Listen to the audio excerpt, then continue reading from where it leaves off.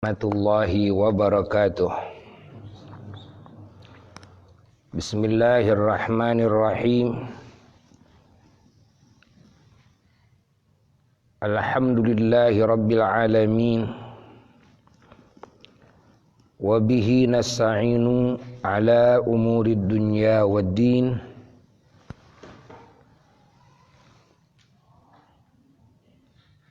Allahumma salli wa sallim wa barik ala sayyidina Muhammad al-fatih lima ughliq wal khatim lima sabaq nasiril haq bil haq wal hadi ila siratikal mustaqim sallallahu alaihi wa ala alihi wa ashabihi haqqa qadrihi wa miqdarihil azim. Wala haula wala quwwata illa billahil aliyyil azim. Amma ba'du, fa ya ibadallah usikum wa nafsi bitaqwallah faqad fazal muttaqun.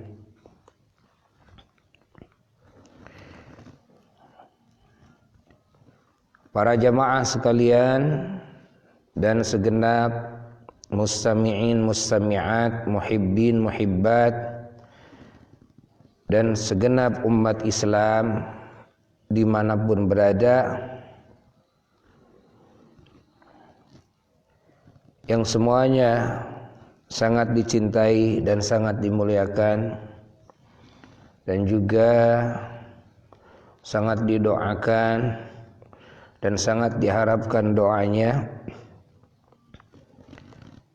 Semoga kita semua dan segenap umat Islam dimanapun berada selalu ada dalam penjagaan Allah, dalam lindungannya, dalam jaminannya, terutama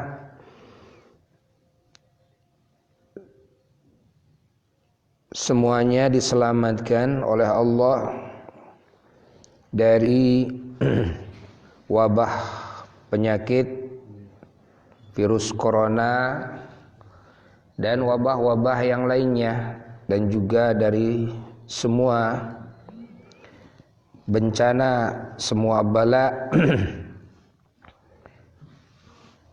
yang tidak kita inginkan bersama. Di sore hari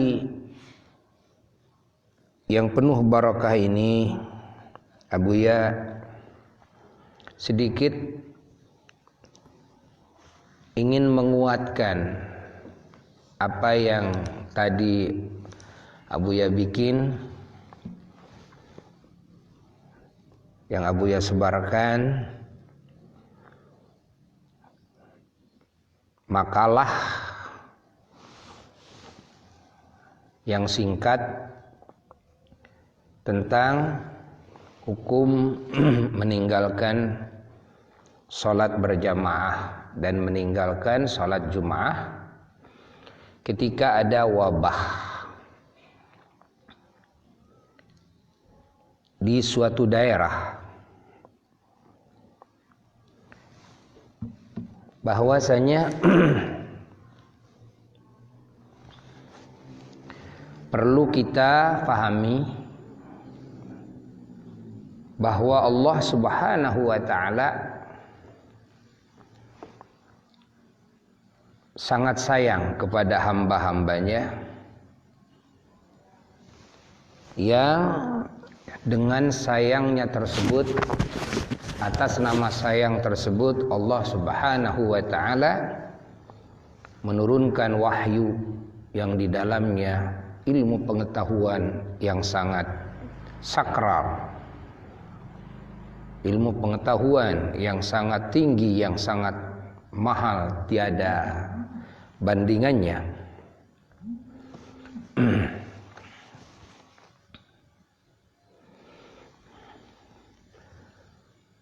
Yang di dalamnya penjelasan dari Allah Jalla Jalaluhu wahdah bagi manusia dalam menghadapi seluruh permasalahan hidup. dan juga di dalam menghadapi kehidupan barzakh, kehidupan akhirat. Bagaimana solusinya? Lalu Al-Quran dijelaskan lagi oleh sunnah, oleh junjunan alam Sayyiduna wa Maulana Muhammad sallallahu alaihi wa alihi wasallam, yang mana diutusnya para rasul pun ini merupakan bukti kasih sayangnya Allah kepada manusia, kepada bangsa jin, kepada ahli bumi, ahli langit, bahkan ke semua ciptaannya, karena dengan hadirnya aturan Allah di muka bumi yang disebut dengan agama Islam, syariat Islam, maka aman bumi dan aman langit, dan semuanya mendapatkan barokah, semuanya mendapatkan warna-warni kebaikan, langit dan penghuninya semuanya, ya. Dan juga arsy, kursi, semuanya mendapatkan kebaikan. Dan hilangnya agama di muka bumi ini adalah ancaman bagi semua ahli bumi dan buminya, termasuk langit, ya, seluruh planet. Nanti pada hari kiamat semua dihancurkan oleh Allah, yang menjadi sebab apa?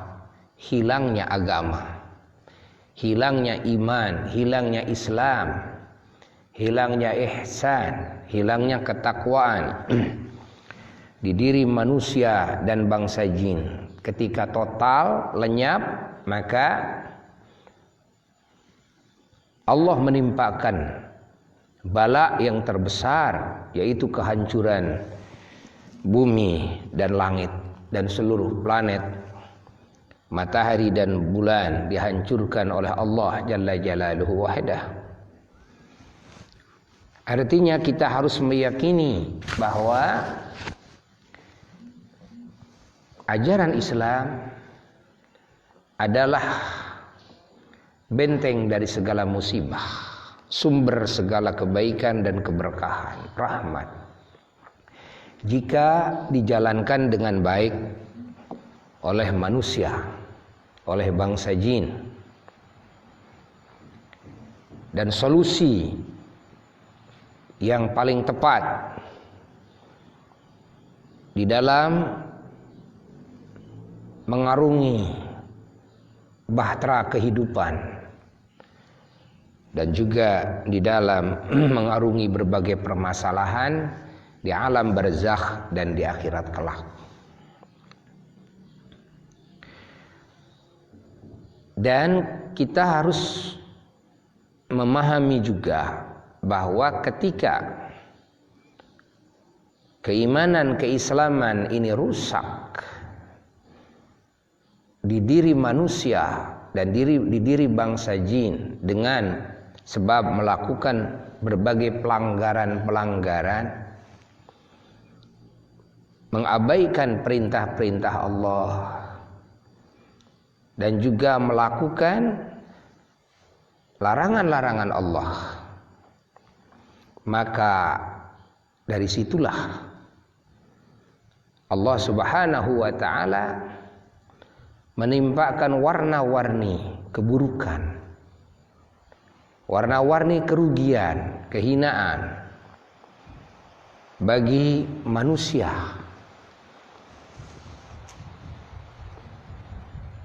Dan Allah Subhanahu wa ta'ala tidak menyiksa manusia dan bangsa jin nanti dikubur, nanti di akhirat, kecuali semuanya karena sebab dosanya, karena sebab maksiatnya, karena sebab kekufurannya, kemusyrikannya. Maka kalau kita sudah memahami ini dan meyakini ini, kewajiban kita manusia adalah mendengar nasihat-nasihat dari Allah, dari Rasulullah sallallahu alaihi wasallam, dan mengikuti nasihat-nasihat Allah dan Rasulnya, menjalankan dengan sebaik-baiknya. Apa yang harus dilakukan, lakukan. Apa yang tidak boleh dilakukan, jauhi. Dan perintah Allah yang paling mendasar adalah iman. Maka dosa yang paling berat adalah tidak iman. Ketika tidak iman, ketika musyrik, ini dosa yang paling besar. Setelah itu, dosa yang paling besar adalah meninggalkan apa-apa yang diwajibkan oleh Allah dari mulai rukun Islam, ya, meninggalkan sholat, meninggalkan saum Ramadan, dan juga tidak mengeluarkan zakat bagi yang sudah nisab, dan juga tidak melakukan haji bagi yang sudah istita'ah. Nah, ini dosa yang sangat besar. Lalu ada lagi dosa yang besar yang lainnya, ya, ketika meninggalkan yang diwajibkan. Di antaranya tidak menyambung rahmi, tidak menyambung kasih sayang. Itu.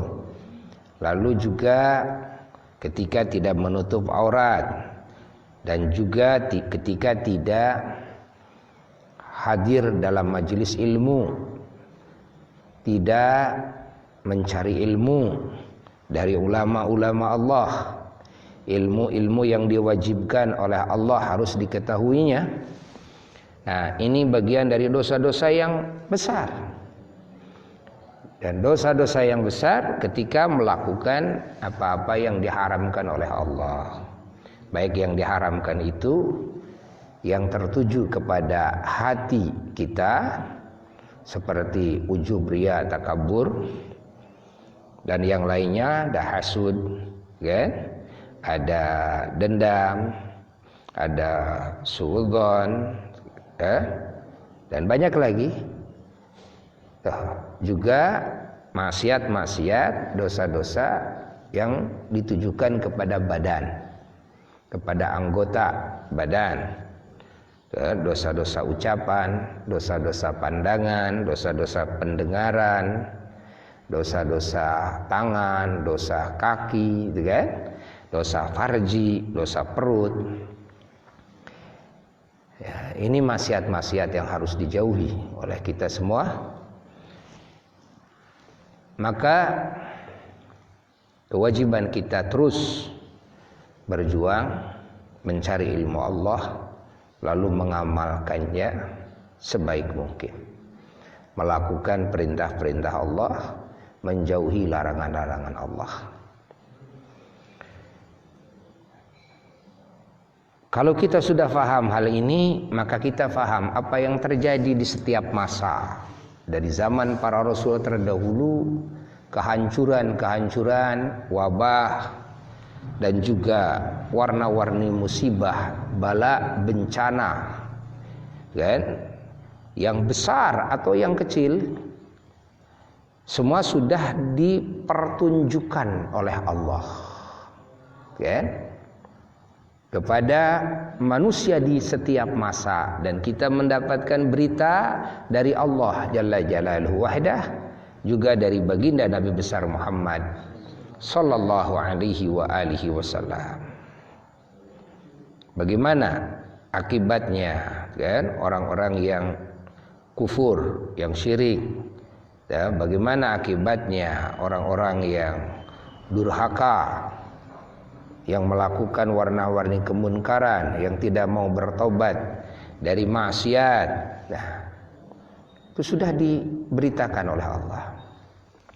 Lalu di zaman kerasulan Sayyiduna wa Maulana Muhammad Sallallahu alaihi wasallam pun sama. Dulu di zaman Nabi, kan, sudah dibuktikan banyak bukti di zaman beliau.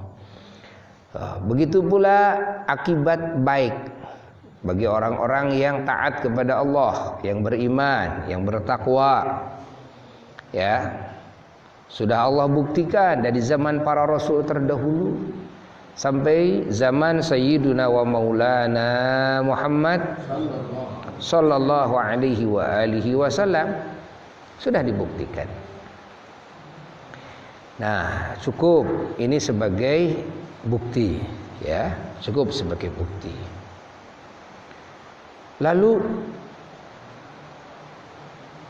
tanda sayangnya Allah kepada kita, hamba-hambanya, bahwa Allah Subhanahu wa ta'ala memerintahkan kita menjaga diri kita, menjaga agama kita, dan menjaga akal kita, menjaga harta kita, menjaga keluarga kita, kan, menjaga kehormatan kita, dan juga menjaga agama, ya, dan juga menjaga diri, harta, keluarga, kehormatan yang lain. Ini harus dijaga, jangan sampai dirusak. Sehingga kalau kita wudu dengan air terlalu panas, kan, air terlalu dingin yang menyebabkan kerusakan dengan durasi waktu yang lama, ini tetap makruh. Kalau ujung-ujungnya nanti sakit, ujung-ujungnya nanti rusak, itu makruh, kan? Kalau durasinya, kan, singkat, saat itu juga itu bisa kelihatan rusak, kan, jadi terasa sakit, maka itu tidak boleh dilakukan seperti itu, kan? Haram malah wudu dengan air yang bisa merusak dalam waktu yang dekat, ya. Bisa merusak saat itu, bisa menyakitkan. Dan kita juga tahu, ya kan, seperti uzur di dalam tayamum, ya. Sehingga orang bisa bertayamum, ya. Kalau memakai air diantaranya dia malah bertambah sakit, ya kan? Bertambah sakitnya itu pakai air itu, ya. Sehingga ada rukhsah dari Allah. Rukhsah ini bagian dari rahmat Allah. Apa rukhsah? Kebolehan, dan untuk diganti dengan tanah, kan? Karena intinya Allah Ta'ala yuridullahu bikumul yusra wala yuridu bikumul usra. Di dalam Al-Baqarah Allah menyatakan Allah menghendaki gampang bagi kalian, dan Allah tidak menghendaki kesulitan bagi kalian. Nah, fahami oleh kita semua, ya, bahwa Allah Ta'ala innallaha, ya, Allah tidak maja'ala alaikum fid dini min haraj. Allah tidak menjadikan kesulitan dalam agama. Di dalam beragama, kan, Allah tidak menjadikan kesulitan. Tidak. Maka kita semua harus faham kepada apa yang dikehendaki oleh Allah. Ketika Allah menurunkan wahyunya, menurunkan aturan kepada ahli bumi ini, agar apa? Kan? Justru kita agar sehat, agar kuat, agar selamat, agar aman, agar sejahtera, agar damai, agar harmonis, Masya Allah, agar bahagia, agar untung, agar terhormat, agar terjaga. Masya Allah, ini yang dikehendaki oleh Allah.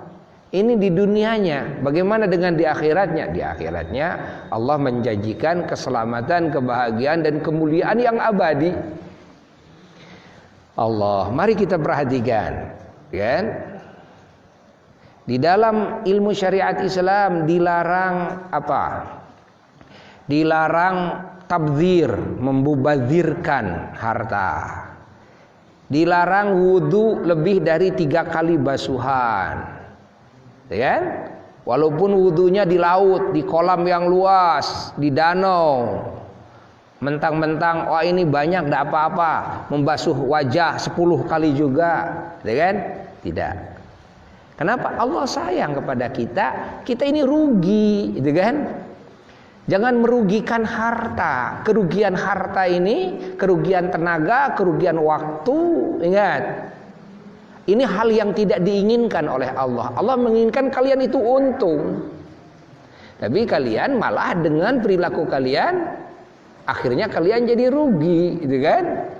Nah, di dalam ayat lain Allah Ta'ala wanti-wanti kepada kita, wala tulqu biaidikum ila tahlukah. Jangan sampai dengan sebab perbuatan kalian lalu kalian menimbulkan kerusakan, ya, menimbulkan kecelakaan, baik menimbulkan kerusakan, kecelakaan, kerugian bagi diri kalian sendiri maupun bagi yang lain. Tidak boleh.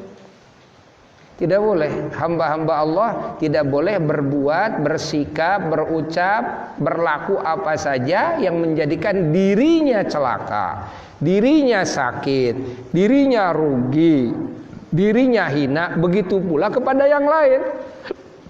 Ya, ini ajaran Islam. Ini ajaran Islam. Ya. Maka kalau kita menghadapi hal-hal yang mencelakakan kita, kan? Hal-hal yang mencelakakan kita, lalu kita mau melakukan perintah Allah di saat berbentrokan dengan hal yang mencelakakan kita, kan? Maka Allah Subhanahu wa taala memberikan rukhsah kepada kita.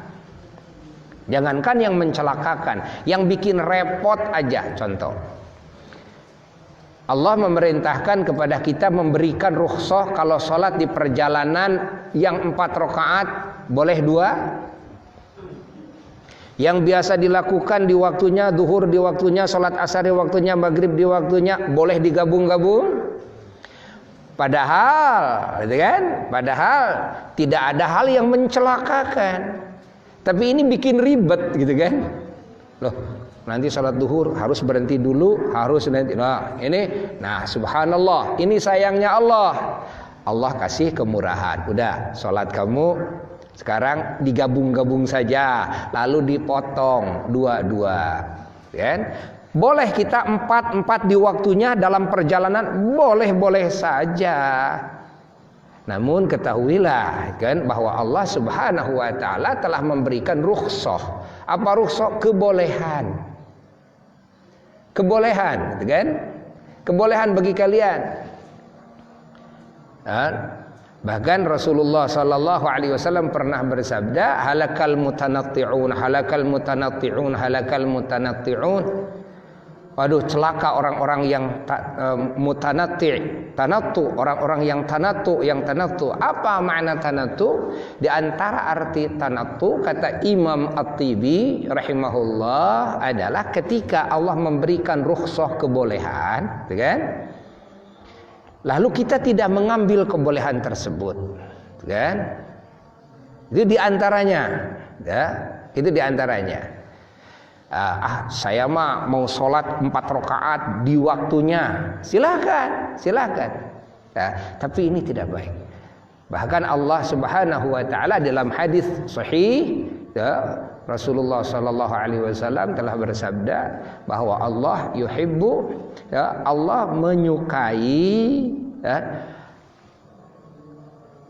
apa dilakukan oleh kita, oleh hambanya, kemurahan-kemurahannya, kebolehan-kebolehannya, seperti Allah menyukai dilakukan oleh hambanya, oleh kita, kewajiban-kewajibannya. Ini sudah dibahas oleh Buya dalam makalah yang tadi. Ya, dalam makalah tadi. Banyak dalam bab saum. Kita diwajibkan saum bukan wajib. Tapi dan ada saat-saat tertentu ketika sakit, udah jangan saum. Ini sayang Allah pada kalian. Dan dalam perjalanan padahal tidak mencelakakan, gak usah saum. Ya, nanti aja diqadha. Allah. Ya, bagi yang haid, bagi yang nifas, udah kalian jangan saum, nanti diqadha aja. Tuh, subhanallah. Subhanallah. Ini dalam bab saum. Tuhan. Bagaimana di dalam bab salat Jum'ah dan berjamaah? Okay? Di dalam bab salat Jum'ah itu berbeda dengan salat fardu yang 5 waktu. Dalam artian bahwa salat Jum'ah ketika tidak dilakukan tetap ada salat fardu yang pokoknya. Ya. Di dalam berjamaah yang hilang adalah berjamaahnya. Kan? Adapun salatnya tidak hilang. Kalau kita tidak salat Jum'ah, salat duhurnya juga tidak hilang. Ya kan? Maka para ulama ahli fikih ini sudah menjelaskan di dalam hadis yang telah tadi Buya jelaskan, ya, bahwasanya lihat di dalam fikih, di dalam masalah bolehnya orang tidak berjamaah ke masjid ketika ada hujan, gitu kan? Ketika ada hujan. Dan juga di dalam meninggalkan sholat Jum'ah, ya. Di dalam meninggalkan sholat Jum'ah, Buya sudah jelaskan tadi. Di dalam meninggalkan sholat Jum'ah, bahwasanya dibolehkan meninggalkan sholat Jum'ah di dalam situasi kondisi yang darurat, alias ada udzur. Apa ada udzurnya? Udzurnya diantaranya sakit.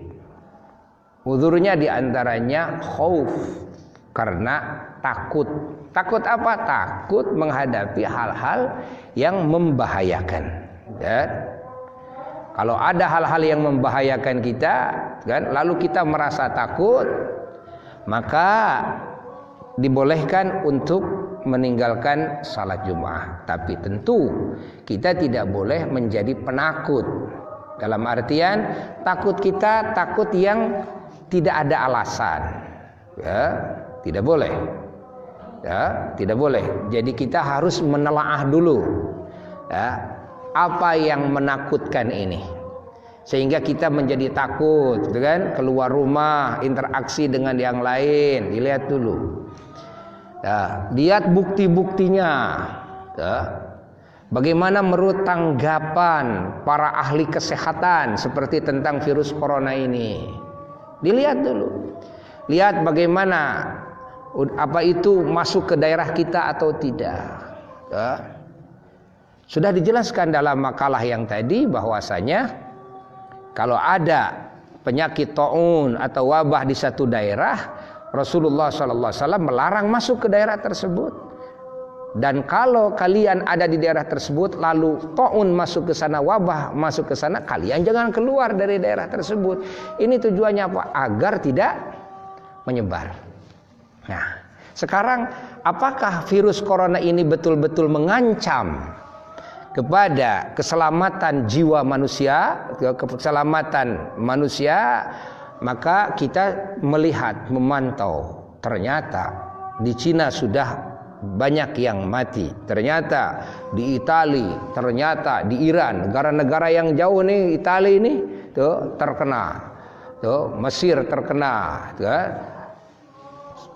Israel terkena, lalu tuh, Indonesia terkena. Bagaimana ini pergerakan virus corona ini? Menurut ahli kesehatan dan penelitian mereka, yang tentunya kita mau ke siapa lagi kita percaya dalam hal ini? Nah, mereka mengatakan bahwasanya ini virus corona ini ganas, dan virus corona ini penyebarannya cepat sekali karena nempel, kan? nempel di benda, nempel di pakaian, nempel di apa saja nempel. Nah, ini penyebarannya lewat interaksi. Ketika ada interaksi, itu kan, nah disitulah.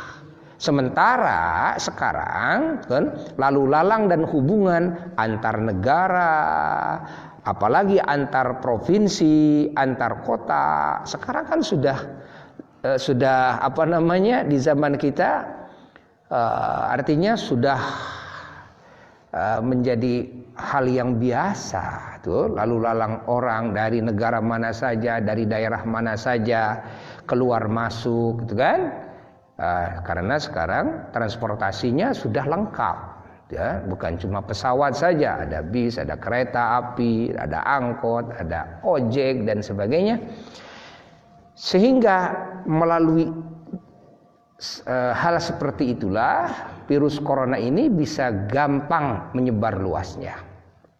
Nah, bagaimana kalau memang betul-betul menurut ilmu kesehatan dan bukti kan memang terjadi seperti itu, maka ini menjadi perhitungan di dalam usul fikih.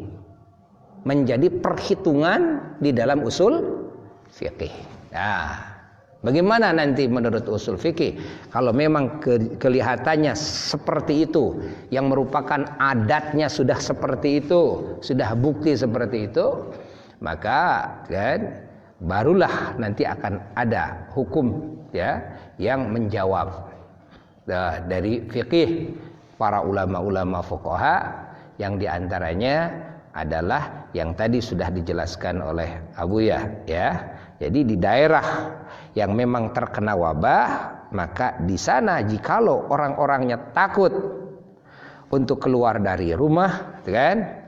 Orang yang sehat nih, orang yang sehat takut keluar dari rumah, takut kena, maka tidak diwajibkan bagi yang takut itu untuk melaksanakan sholat Jumat, sholat duhur di rumahnya saja, jangan keluar dari rumah, kan?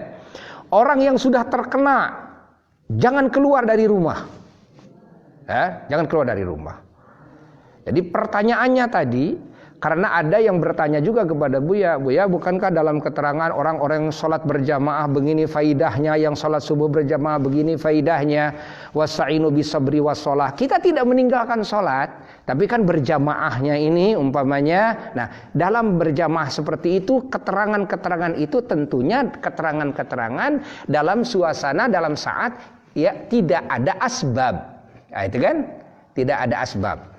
Nah, kalau tidak ada asbab, ya tafadhal. Nah, ini bukankah ini menyembuhkan? Pertanyaannya begini. Ya. Kalau kita umpamanya sayalah, dan naudzubillah min dzalik.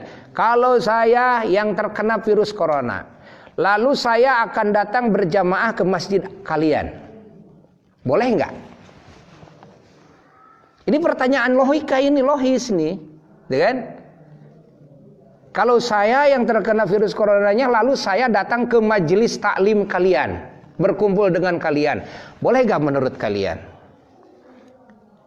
Sekarang menurut adat saja tentu akan ditolak. Menurut ilmu kesehatan, pemerintah jangan, kan?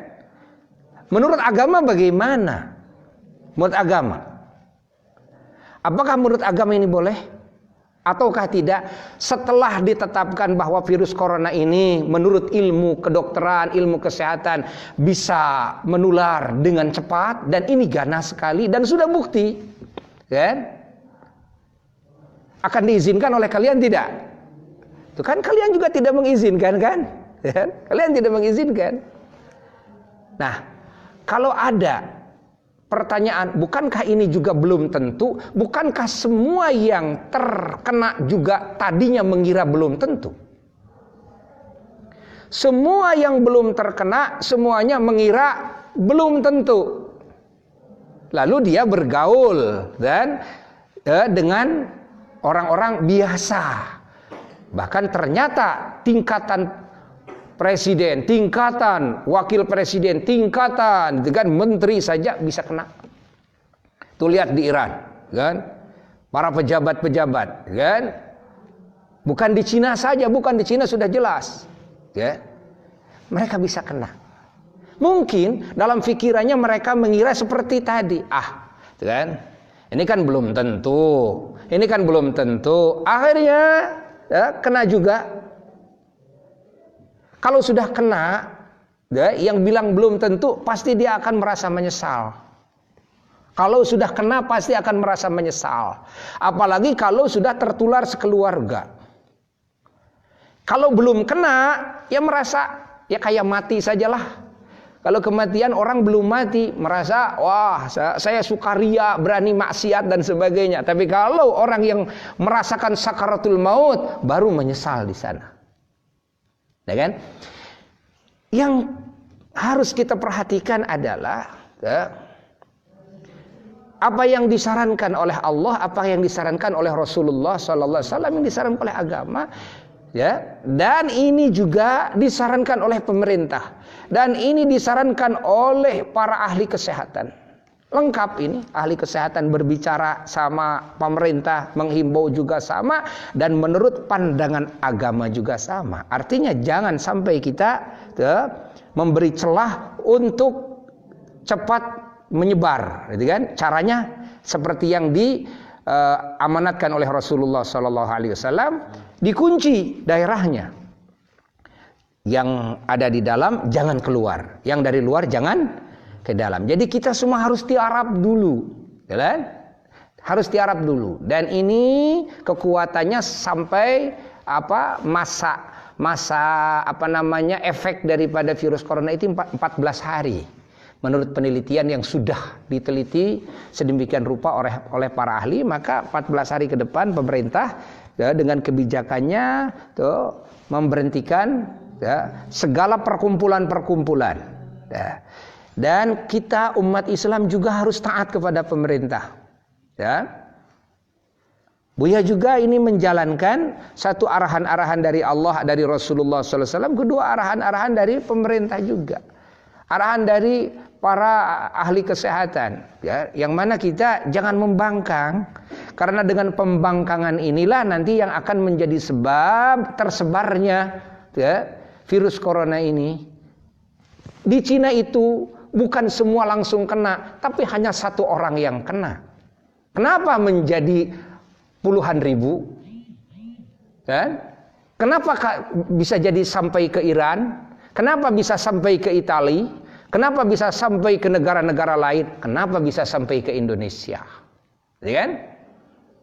Nah, di Indonesia sudah masuk ke mana? Ke Bandung, udah masuk. Jakarta, udah masuk. Itu kan daerah-daerah dekat kita. Sementara lalu jalma itu di mana-mana interaksi manusia dari mana-mana. Sumedang, Bandung, lewat Sumedang, mau ke Cirebon. Dan di Cirebon juga katanya sudah ada yang kena, kan? Nah, maka kita semuanya ya harus sama-sama patuh, kan? Patuh kepada pemerintah, patuh kepada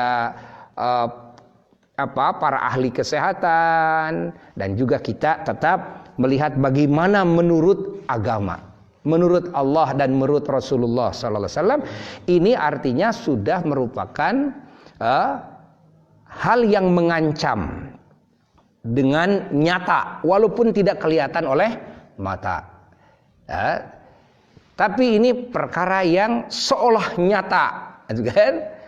Yang mana kita sama-sama harus berjuang untuk menyehatkan bersama, untuk menyelamatkan semua, sama-sama saling menyelamatkan satu sama lain. Patuhi apa himbauan pemerintah, patuhi apa himbauan dari para ahli kesehatan. Ini merupakan wabah ujian dari Allah Jalla Jalaluhu Wahdah, dan menjadi peringatan bagi semua manusia, wabil khusus bagi umat Islam dimanapun berada, agar kita kembali kepada Allah Jalla Jalaluhu Wahdah. Ya, mudah-mudahan kalimat ini memperkuat tadi apa yang Buya katakan di WA Buya, ya kan? Namun Buya tidak memasukkan semua dalil-dalilnya, ya kan? Karena banyak dalil-dalilnya berdasarkan usul fikihnya dan sebagainya, namun tidak akan cukup, ya kan, untuk menuliskan itu untuk dibaca singkat oleh jamaah-jamaah, ya kan. Bagi yang umpamanya memaksakan diri, saya mah nggak takut, saya mah gimana Allah saja, itu mah terserah dia. Tapi kalau Buya membahas ilmu agama secara ilmiah, ya harus sesuai dengan aturan-aturan, kan? Karena kalau berbicara masalah keberanian, Buya juga sama. Menurut keyakinan Buya pribadi, tentunya, kan, berbeda dengan apa yang harus Buya ungkapkan demi keselamatan umat bersama. Dan iman manusia itu tidak sama, kan? Iman si A dan iman si B tidak sama. Kekuatannya tidak sama, doa si A si B tidak sama, efek dari takwa si A dan si B tidak sama. Nah, ini yang menjadi permasalahan. Lalu kita semuanya ketika melihat ada perbedaan di antara ulama, tidak usah bingung-bingung, ya. Kalau memang kita mau mengikuti kepada apa yang disarankan oleh ulama, kan? Silakan. Kalau kita mau mengikuti apa yang disarankan oleh ulama B, silakan, kan? Ini tidak boleh menjadi bahan pertengkaran dan bertambahnya keburukan, tapi harus bertambah ketakwaan kita semuanya, karena sepakat semuanya bahwa ini adalah peringatan dari Allah. Sepakat semuanya, kan, bahwa kunci utama adalah istighfar, kunci utama bertobat, kunci utama membenahi hubungan kita dengan Allah, hubungan kita dengan Rasulullah sallallahu alaihi wasallam, hubungan kita dengan semua muslimin muslimat, bahkan dengan semua makhluk Allah, kan? Lalu setelah itu usaha secara lahiriah, usaha secara zahir, kan?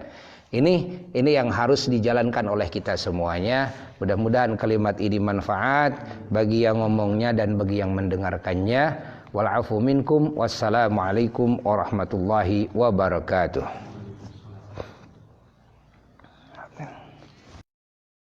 Alhamdulillah. Alhamdulillah.